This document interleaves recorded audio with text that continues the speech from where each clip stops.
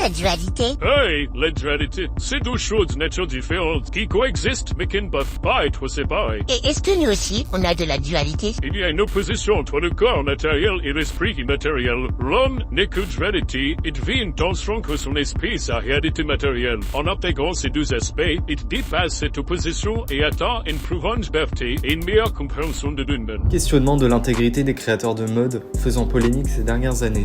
En 2023, Alexander Wang est réapparu à la Fashion Week de New York malgré des accusations d'agression sexuelle. Schiaparelli, quant à lui, a fait polémique en 2022 avec l'usage de têtes d'animaux factices durant leur défilé. En 2024, plusieurs affaires de plagiat ont secoué l'industrie de la mode, révélant les difficultés des jeunes créateurs à protéger leurs œuvres face aux grandes marques. Niccolo Pascaletti, diplômé de Centrale Saint-Martin, a accusé Bottega Veneta de copier ses bijoux après avoir partagé son portfolio. Malgré les similitudes et... Lors des dernières Fashion Week, des controverses autour de l'appropriation culturelle ont émergé, soulevant des questions sur l'utilisation de motifs et d'éléments de culture non occidentale par des designers. Par exemple, la collection Casablanca pour le printemps-été 2025 a été critiquée.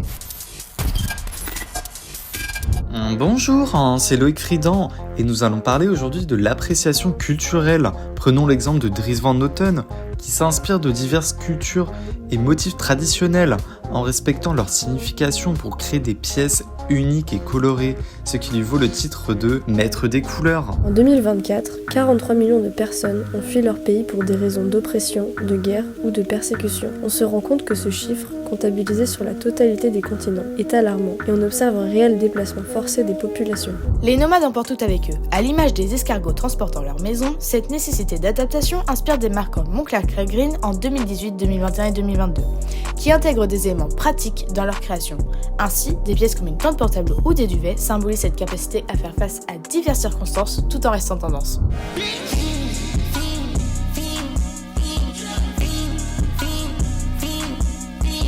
Les vêtements militaires et utilitaires influencent les créateurs en répondant à un besoin de sécurité et de praticité. Dotés de poches et de volumes amples, ils allient esthétique et confort pour une vie active. Ce style polyvalent permet une expression individuelle tout en intégrant des valeurs modernes et de fonctionnalité. On les retrouve par exemple chez O32C ou Antonio Maras.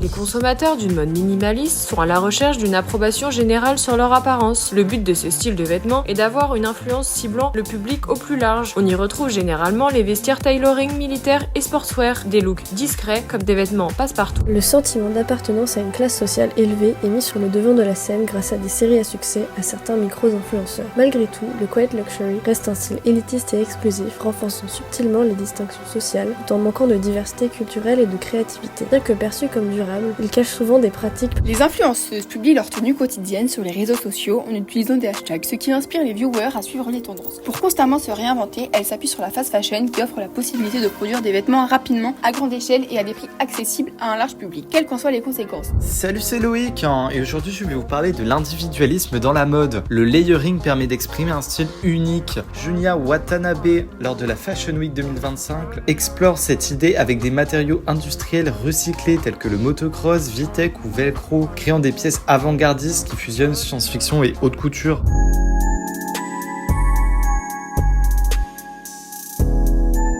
Le maximalisme est un concept d'exagération pour toujours aller plus loin dans la recherche créative et dans l'extravagance. Il peut aussi permettre de s'affirmer dans son identité réelle, de chercher à se sortir du lot. Par exemple, Terriblement M. Ces propositions ont pour but de s'opposer ou d'aller à contresens de la normalité, de chercher sa propre DA. Elles permettent d'explorer de nombreux styles et tirer vers l'inclusivité en ouvrant les esprits à voir des choses plus originales. AWGE est une marque américaine proposant un vestiaire sportswear provoquant car il dénonce et attaque le gouvernement américain sur le plan moral. Les défilés d'AWGE, Le Cours Mention, Vivienne Westwood, Marine Serre et Stella McCartney sont riches en messages subtils, tant sur les normes sociétales et politiques que sur les enjeux environnementaux, pour sensibiliser le public à des causes importantes. Les maisons de mode mettent en œuvre diverses stratégies pour sensibiliser le public à des enjeux importants. Elles intègrent des motifs symboliques et des vêtements recyclés dans leur design. Les défilés servent de plateforme pour aborder des sujets sociaux et politiques. Par exemple, Balenciaga collabore avec des artistes et des activistes pour traiter des questions sociales, renforçant ainsi son message. Enfin, Enfin, certaines marques organisent des événements, tels que des ateliers et des discussions pour promouvoir des causes éthiques. Lors de la Fashion Week 2024-2025, plusieurs marques ont véhiculé des messages significatifs. Prada a mis en avant la diversité et l'identité à travers des modèles variés. Balenciaga a traité la surconsommation et les enjeux sociopolitiques avec des mises en scène frappantes. Dior a célébré l'émancipation féminine en rendant hommage à des figures inspirantes et en promouvant la solidarité. Chanel a affirmé son engagement envers la durabilité avec des matériaux recyclés.